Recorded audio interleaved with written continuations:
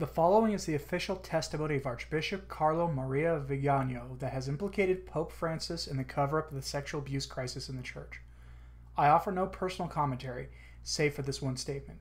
This recording was done in one take. Errors were corrected in mid-sentence. My personal apologies for the non-edited quality of the recording and for my poor pronunciation of the names of figures in the report.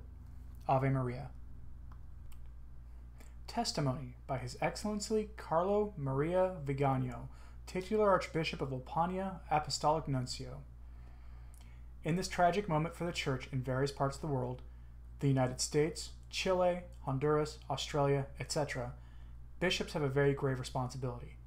I am thinking in particular of the United States of America, where I was sent as Apostolic Nuncio by Pope Benedict XVI on October 19, 2011, the memorial feast of the first North American martyrs. The bishops of the United States are called, and I with them, to follow the example of these first martyrs who brought the gospel to the lands of America, to be credible witnesses of the immeasurable love of Christ, the way, the truth, and the life. Bishops and priests abusing their authority have committed horrendous crimes to the detriment of their faithful minors, innocent victims, and young men eager to offer their lives to the Church, or by their silence have not prevented that such crimes should be perpetrated. To restore the beauty of holiness to the face of the bride of Christ, which is terribly disfigured by so many abominable crimes, and if we truly want to free the Church from the fetid swamp into which she has fallen, we must have the courage to tear down the culture of secrecy and publicly confess the truths we have kept hidden. We must tear down the conspiracy of silence with which the bishops and priests have protected themselves at the expense of their faithful, conspiracy of silence that in the eyes of the world risks making the Church look like a sect, a conspiracy of silence not so dissimilar from the one that prevails in the mafia. Whatever you have said in the dark shall be proclaimed from the housetops. Luke 12:3. I had always believed and hoped that the hierarchy of the Church could find within itself the spiritual resources and strength to tell the whole truth, to amend, and to renew itself. That is why, even though I had repeatedly been asked to do so, I always avoided making statements to the media, even when it would have been my right to do so, in order to defend myself against the calumnies published about me, even by high-ranking prelates of the Roman Curia. But now that the corruption has reached the very top of the Church hierarchy, my conscience dictates that I reveal those truths regarding the heartbreaking case of the Archbishop Emeritus of Washington, D.C., Theodore McCarrick, which it came to know in the course of the duties entrusted to me by St. John Paul II as delegate for pontifical representations from 1998 to 2009, and by Pope Benedict XVI as the Apostolic Nuncio to the United States of America from October 19, 2011 until the end of May 2016. As delegate for the pontifical representation in the Secretariat of State, my responsibilities were not limited to the apostolic nunciatures, but also included the staff of the Roman Curia, hires, promotions, informational processes on candidates to the episcopate, etc., and the examination of delicate cases, including those regarding cardinals and bishops that were entrusted to the delegate by the Cardinal Secretary of the State or by the substitute of the Secretariat of State. To dispel suspicions insinuated in several recent articles, I will immediately say that the apostolic nuncios in the United States, Gabriel Montalvo and Pietro Sambi, both prematurely deceased, did not fail to inform the Holy See immediately, as soon as they learned of Archbishop McCarrick's gravely immoral behavior with seminarians and priests.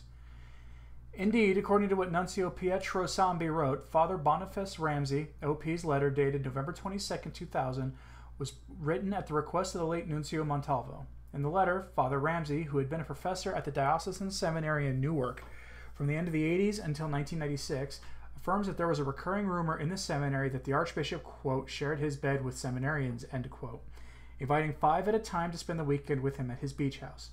And he added that he knew a certain number of seminarians, some of whom were later ordained priests for the Archbishop of Newark, who had been invited to this beach house and had shared a bed with the Archbishop. The office that I held at the time was not informed of any measure taken by the Holy See after those charges were brought by Nuncio Montalvo at the end of 2000, when Cardinal Angelo Sodano was Secretary of State. Likewise, Nuncio Sambi transmitted to the Cardinal Secretary of State, Tarcisio Bertone, an indictment memorandum against McCarrick by the priest Gregory Littleton of the Diocese of Charlotte, who was reduced to the lay state for a violation of minors, together with 2 documents from the same Littleton in which he recounted his tragic story of sexual abuse by then Archbishop of Newark and several other priests and seminarians. The nuncio added that Littleton had already forwarded his memorandum to about 20 people, including civil and ecclesiastical judicial authorities, police, and lawyers in June 2006, and that it was therefore very likely that the news would soon be made public. He therefore called for a prompt intervention by the Holy See. In writing up a memo on these documents that were entrusted to me as delegate for pontifical representations on December 6, 2006, I wrote to my superiors, Cardinal Tarcisio Bertone and the substitute Leonardo de Sandri, that the facts attributed to McCarrick by Littleton were of such gravity and vileness as to provoke bewilderment, a sense of disgust, deep sorrow, and bitterness to the reader, and that they constituted the crimes of seducing, requesting depraved acts of seminarians and priests, repeatedly and simultaneously with several people, derision of a young seminarian who tried to resist the Archbishop's seductions in the presence of 2 other priests, absolution of the accomplices in these depraved acts, sacrilegious celebration of the Eucharist with the same priest after committing such acts. In my memo, which I delivered on that same December 6, 2006 to my direct superior, the substitute Leonardo Sandri, I proposed the following considerations and course of action to my superiors. Given that it seemed a new scandal of particular gravity, as it regarded a cardinal, was going to be added to the many scandals for the Church and the United States, and that since this matter had to do with a cardinal, and according to Canon 1405, paragraph 1, number 2, ipsis Romani Pontificis dum taxat ius est indicandi, I propose that an exemplary measure be taken against the cardinal that could have a medicinal function to prevent future abuses against innocent victims and alleviate the very serious scandal for the faithful, who despite everything continue to love and believe in the Church. I added that it would be salutary if, for once, ecclesiastical authority would intervene before the civil authorities and, if possible, before the scandal had broken out in the press. This could have restored some dignity to a church so sorely tried and humiliated by so many abominable acts on the part of some pastors. If this were done, the civil authority would no longer have to judge a cardinal, but a pastor with whom the Church had already taken appropriate measures to prevent the cardinal from abusing his authority and continuing to destroy innocent victims. My memo of December 6, 2006 was kept by my superiors and was never returned to me with any actual decision by the superiors on this matter. Subsequently, around April 21st to 23rd, 2008, the statement for Pope Benedict XVI about the pattern of sexual abuse crisis in the United States by Richard Sipe was published on the internet at richardsipe.com. On April 24th, it was passed on by the prefect for the Congregation for the Doctrine of the Faith, Cardinal William Levada, to the Cardinal Secretary of State Tarcisio Bertone. It was delivered to me 1 month later on May 24th, 2008. The following day, I delivered a new memo to the new substitute, Fernando Filoni, which included my previous one of December 6, 2006. In it, I summarized Richard Sipe's document, which ended with this respectful and heartfelt appeal to Pope Benedict XVI. Quote, I appreciate your holiness with due reverence, but with the same intensity that motivated Peter Damian to lay out before your predecessor, Pope Leo IX, a description of the condition of the clergy during his time. The problems he spoke of are similar and as great now in the United States as they were then in Rome. If your holiness requests, I will personally submit to you documentation of that about which I have spoken. End quote.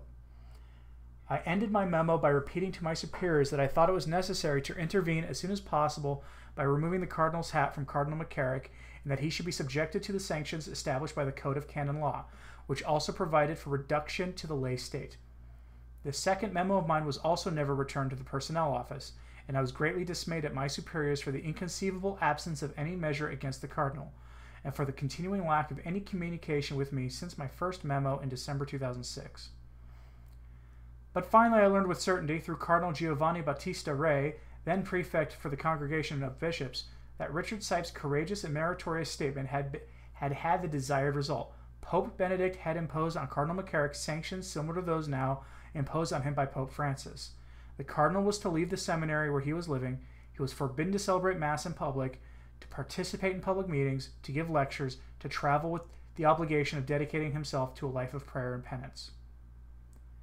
I do not know when Pope Benedict took these measures against McCarrick, whether in 2009 or 10, because in the meantime I had been transferred to the governorate of Vatican City State, just as I do not know who was responsible for this incredible delay.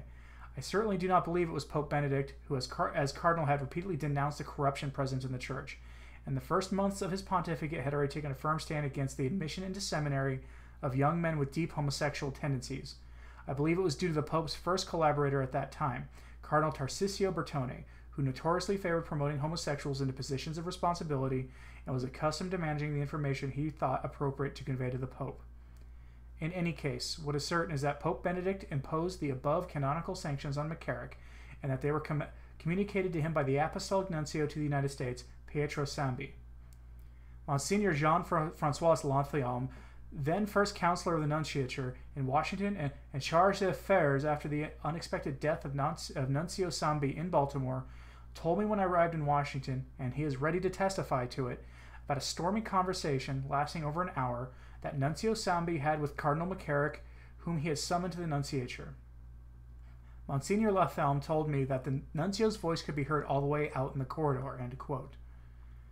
Pope Benedict's same dispositions were then also communicated to me by the new prefect of the Congregation for Bishops, Cardinal Marc Oulet, in November 2011 in a conversation before my departure for Washington, and were included among the instructions of the same congregation to the new nuncio. In turn, I repeated them to Cardinal McCarrick at my first meeting with him at the Nunciature. The Cardinal, muttering in a barely comprehensible way, admitted that he had perhaps made the mistake of sleeping in the same bed with some seminarians at his beach house, but he said this as if it had no importance. The faithful insistently wonder how it was possible for him to be appointed to Washington, and as Cardinal, and they have every right to know who knew and who covered up his grave misdeeds. It is therefore my duty to reveal what I know about this, beginning with the Roman Curia. Cardinal Angelo Sodano was the Secretary of State until September 2006. All information was communicated to him. In November 2000, Nuncio Montalvo sent him his report, passing on to him the aforementioned letter from Father Boniface Ramsey in which he denounced the serious abuses committed by McCarrick. It is known that Sodano tried to cover up the Father Maciel scandal to the end. He even removed the nuncio in Mexico City, Justo Mular, who refused to be an accomplice in his scheme to cover Maciel, and in his place appointed Sandri, then Nuncio de Venezuela, who was willing to collaborate in the cover-up. Sodano even went so far as to issue a statement to the Vatican press office in which a falsehood was affirmed, that is, that Pope Benedict had decided that Marcial case should be considered closed. Benedict reacted, despite Sodano's strenuous defense, and Maciel was found guilty and irrevocably condemned. Was McCarrick's appointment to Washington and as Cardinal the work of Sodano when John Paul II was already very ill? We are not given to know. However, it is legitimate to think so, but I do not think he was the only one responsible for this. McCarrick frequently went to Rome and made friends everywhere, at all levels of the Curia. If Sodano had protected Maciel, as seems certain, there is no reason why he wouldn't have done so for McCarrick, who according to many had the financial means to influence decisions. His nomination to Washington was opposed by then prefect for the Congregation for Bishops, Cardinal Giovanni Battista Re. At the Nunciature in Washington there is a note, written in his hand, in which Cardinal Re disassociates himself from the appointment and states that McCarrick was 14th on the list for Washington. Nuncio Sambi's report, with all the attachments, was sent to Cardinal Tarcisio Bertone as Secretary of State. My two above-mentioned memos of December 6, 2006 and May 25, 2008 were also presumably handed over to him by the substitute. As already mentioned, the Cardinal had no difficulty in insistently presenting for the episcopate candidates known to be active homosexuals. I cite only the well-known case of Vincencio de Moro, who was appointed Bishop of Vigano and later removed because he was undermining his seminarians, and in filtering and manipulating the information he conveyed to Pope Benedict. Cardinal Pietro Parolin, the current Secretary of State, was also complicit in covering the misdeeds of McCarrick, who had, after the election of Pope Francis, boasted openly of his travels and missions to various continents. In April 2014, the Washington Times had a front-page report on McCarrick's trip to the Central African Republic, and on behalf of the State Department no less. As nuncio to Washington, I wrote to Cardinal Parolin asking him if the sanctions imposed on McCarrick by Pope Benedict were still valid. Cavances dire that my letter never received any reply.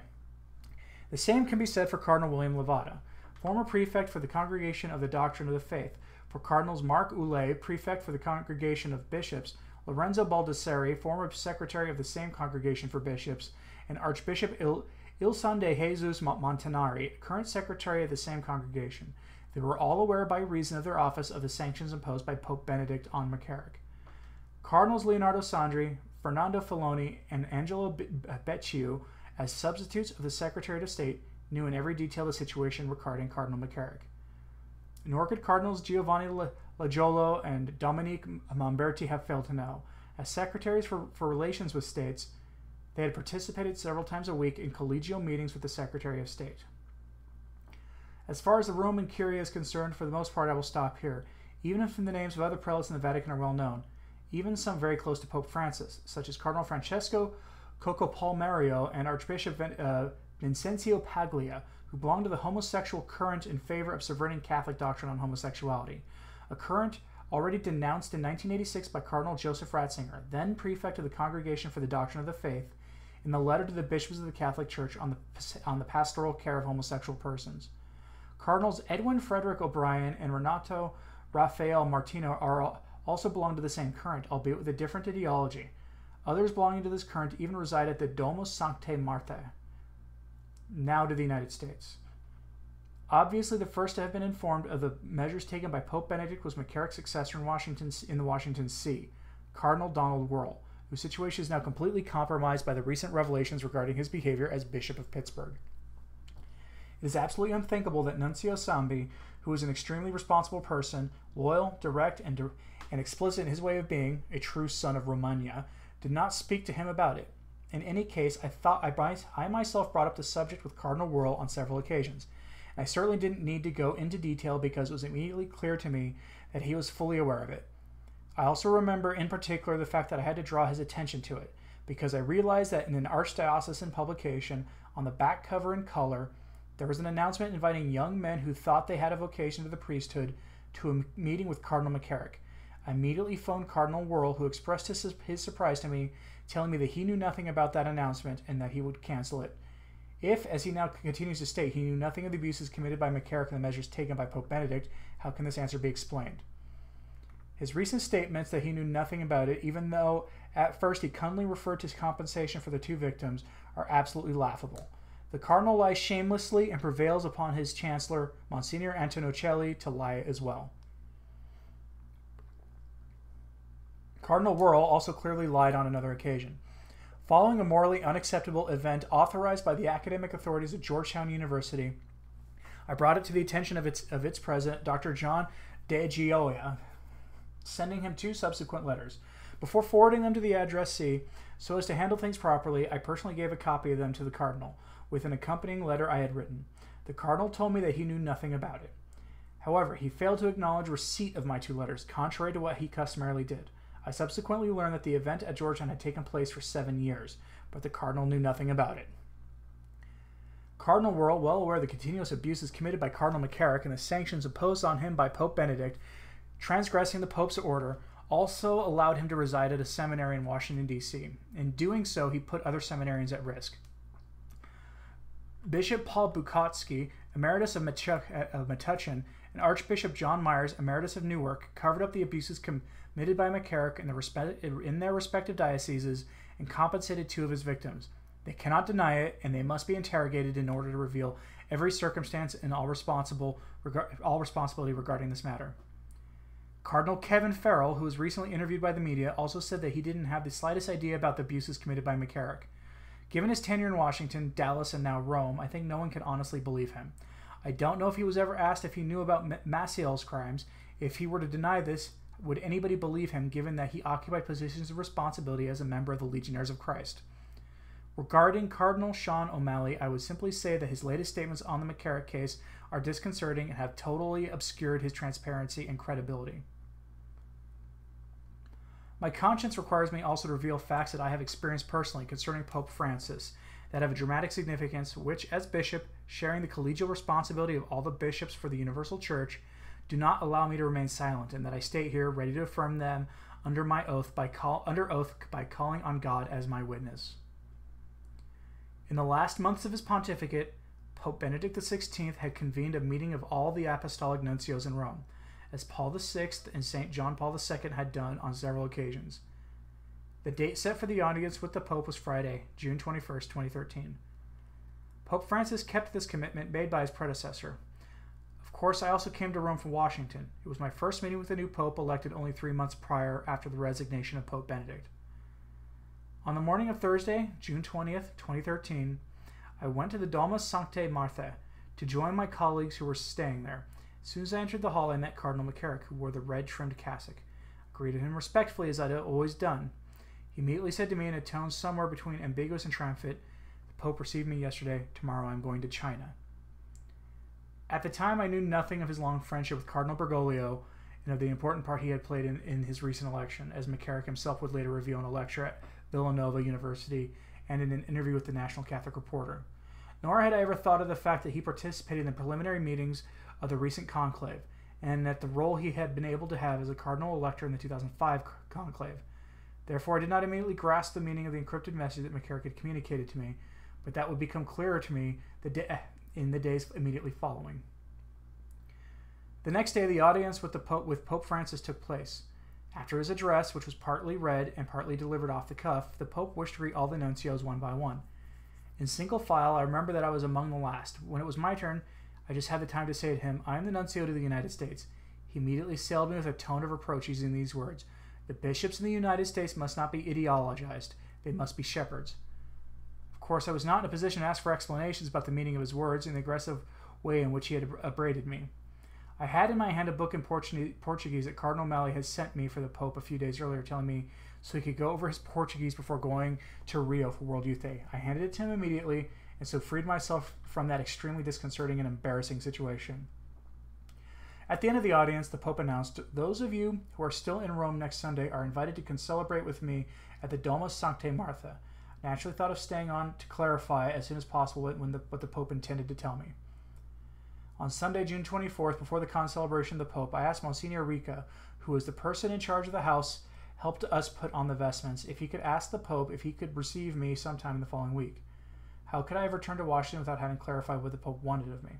At the end of the Mass, while the Pope was greeting the few lay people present, Monsignor Fabian Pedaccio, his Argentine secretary, came to me and said, "The Pope told me to ask if you are free now."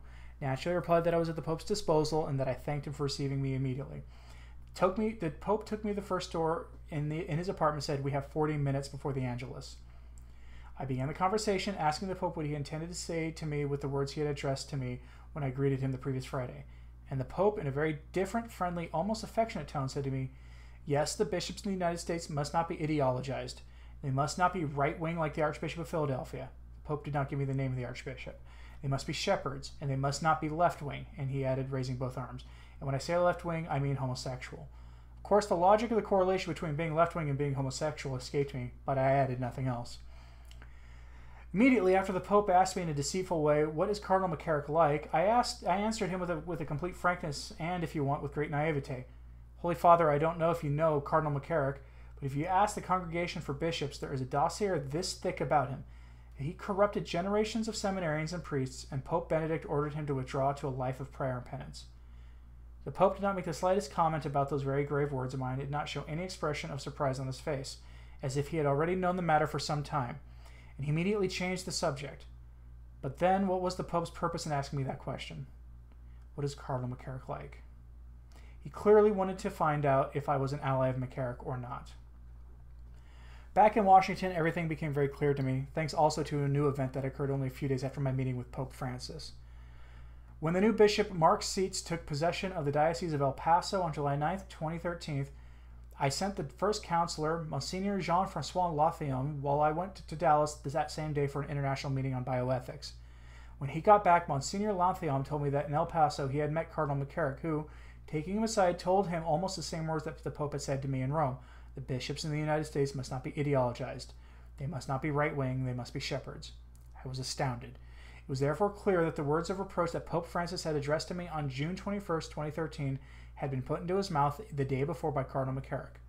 Also, the Pope's mention, not like the Archbishop of Philadelphia, could be traced to McCarrick, because there had been a strong disagreement between the two of them about the admission of communion of pro-abortion politicians. In his communication to the bishops, McCarrick had manipulated a letter of then Cardinal Ratzinger, who prohibited giving them communion. Indeed, I also knew how certain cardinals such as Mahony, Levada, and Wuerl were closely linked to McCarrick. They had opposed the most recent appointments made by Pope Benedict for important posts such as Philadelphia, Baltimore, Denver, and San Francisco. Not happy with the trap he had set for me on June 23rd, 2013, when he asked me about McCarrick only a few months later, in the audience he granted me on October 10th, 2013, Pope Francis set a second one for me, this time concerning a second of his proteges, Cardinal Donald Wuerl. He asked me, "What is Cardinal Wuerl like? Is he good or bad?" I replied, "Holy Father, I will not tell you if he is good or bad, but I will tell you two facts. They're the ones I've already mentioned above, which concern Worrell's pastoral carelessness regarding the aberrant deviations at Georgetown University and the invitations by the Archdiocese of Washington to young aspirants to the priesthood to a meeting with McCarrick. Once again, the Pope did not show any reaction. It was also clear that from the time of Pope Francis's election, McCarrick, now free from all constraints, had felt free to travel continuously, to give lectures and interviews. In a team effort with Cardinal Rodriguez Maradiga, he had become the kingmaker for appointments in the Curia and in the United States, and the most listened-to advisor in the Vatican for relations with the Obama administration. This is how one explains that as members of the Congregation of Bishops, the Pope replaced Cardinal Burke with Worrell and immediately appointed Cupich right after he was made a cardinal. With these appointments, the nunciature in Washington was now out of the picture in the appointment of bishops. In addition, he appointed the Brazilian Il Sonde Jesus Montanari, the great friend of his private Argentine secretary Fabian Pedaccio, as secretary of the same congregation for bishops and secretary of the College of Cardinals, promoting him in one single leap from a simple official of that department to Archbishop's secretary, something unprecedented for such an important position.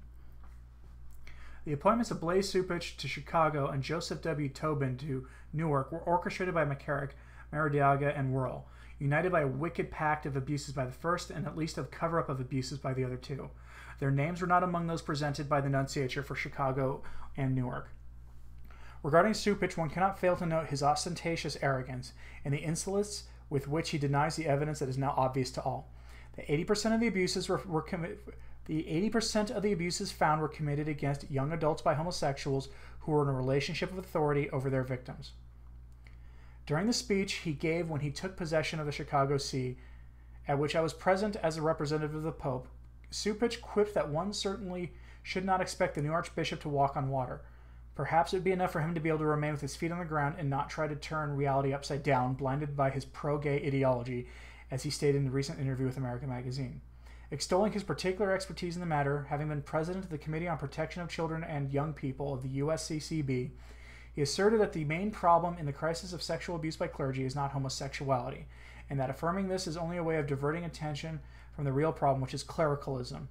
In support of this thesis, Cupich oddly made reference to the results of research carried on at the height of the sexual abuse of minors crisis in the early 2000s, which he candidly ignored that the results of that investigation were totally denied by the subsequent independent reports by the John Jay College of Criminal Justice in 2004 and 2011, which concluded that, in cases of sexual abuse, 81% of the victims were male.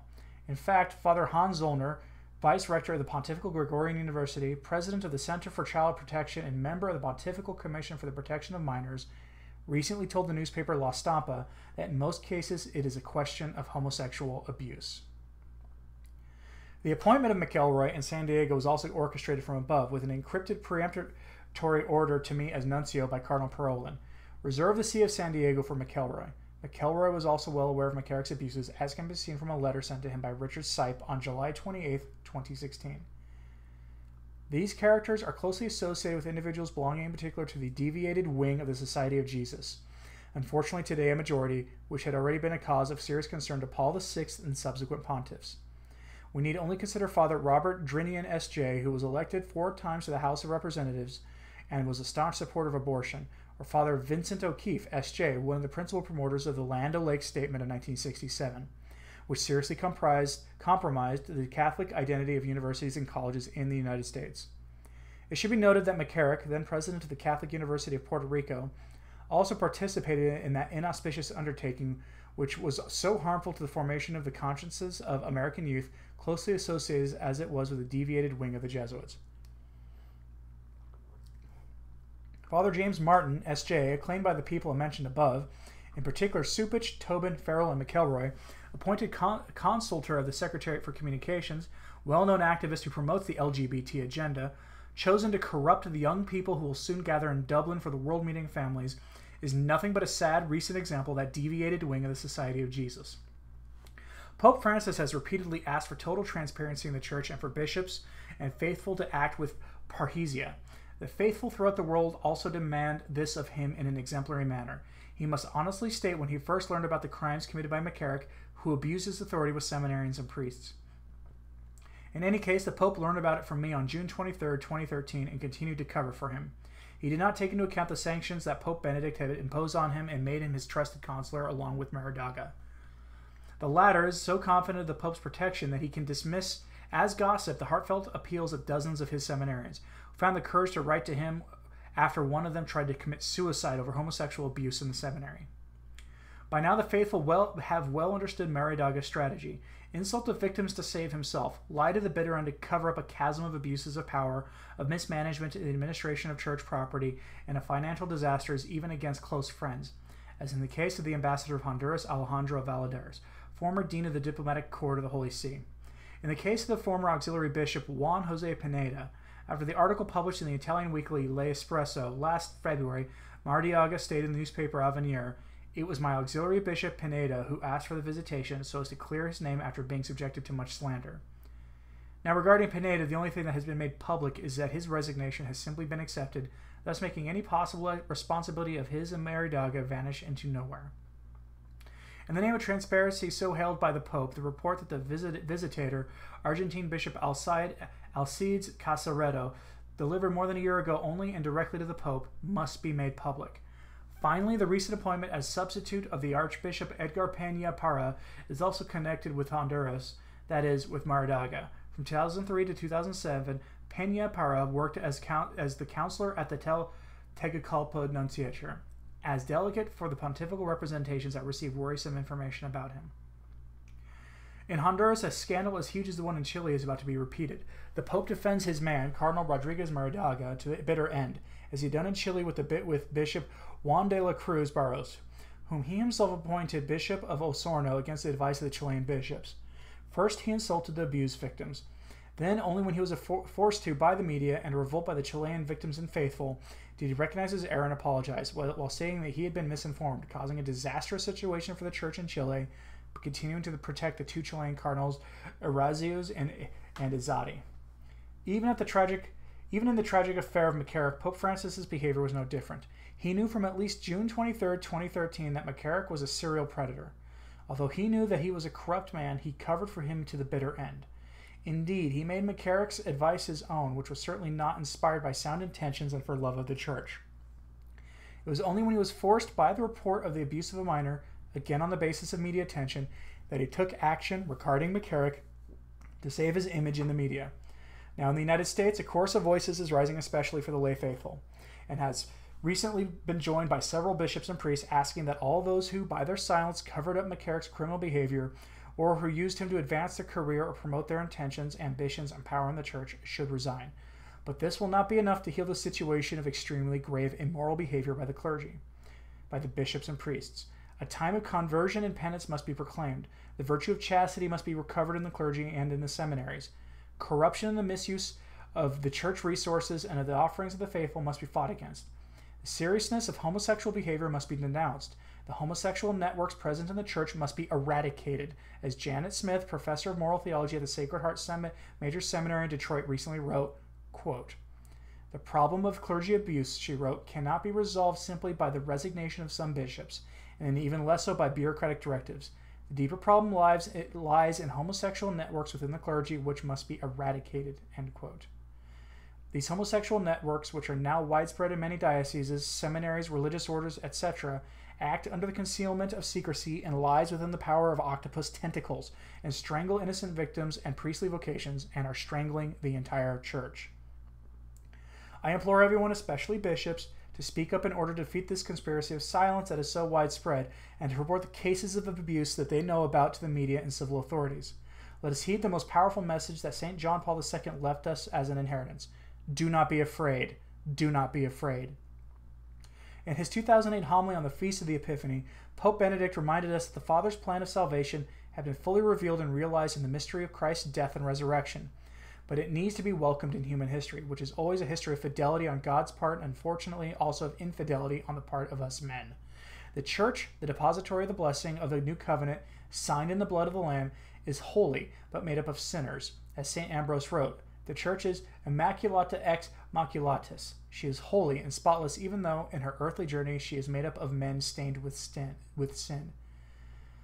I want to recall this indefectible truth of the Church's holiness to many people who have been so deeply scandalized by the abominable and sacrilegious behavior of the former Archbishop of Washington, Theodore McCarrick, by the grave, disconcerting, and sinful conduct of Pope Francis, and by the conspiracy of silence of so many pastors, who are tempted to abandon the church, disfigured by so many ignominies.